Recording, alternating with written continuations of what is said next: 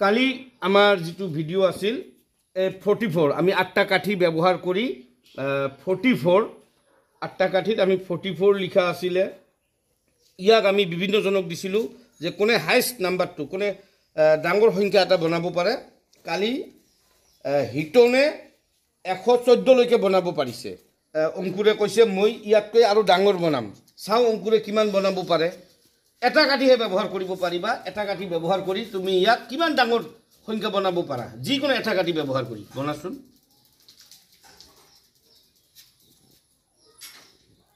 এটা কাঠি ব্যৱহাৰ কৰিছে ব্যৱহাৰকাৰী কিমান হৈছে 411 411 সবে অংকুৰৰ কাৰণে হাত চাপৰি দিব লাগে এতিয়া আমি আৰু এটা বুদ্ধিৰ খেল আমি খেলিম আজি আমি তিনিটা কাঠি ব্যৱহাৰ কৰিম কেইটা কাঠি আছে ইয়াত কোৱা সবে কোৱা কেইটা কাঠি তিনিটা কাঠি আছে তিনিটা কাঠি সোয়া 111 111 আজি এই তিনিটা কাঠিৰ পৰা যিকোনো এটা কাঠি তোমালোকে ব্যৱহাৰ কৰিব পাৰিবা এটা কাঠি ইয়াৰ পৰা যিকোনো এটা কাঠি ব্যৱহাৰ কৰি তোমালোকে যিকোনো এই 111 সৰু এটা সংখ্যা কোনে কিমান সৰু সংখ্যা বনাব পাৰা তাৰে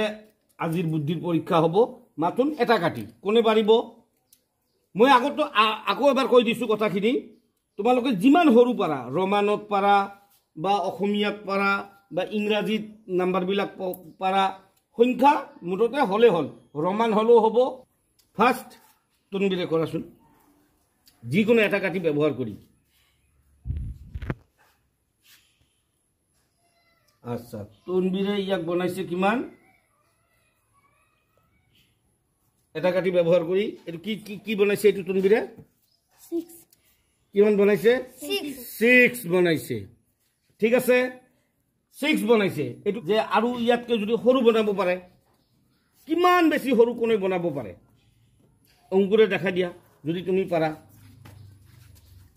আৰু সৰু যদি বনাব পাৰা তুমি নোৱাৰো বুলি কৈ দিবা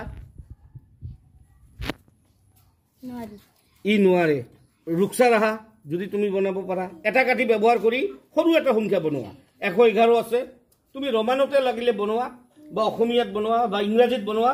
সৰু এটা সংখ্যা বনাব লাগে চাও কিমান বুদ্ধি আছে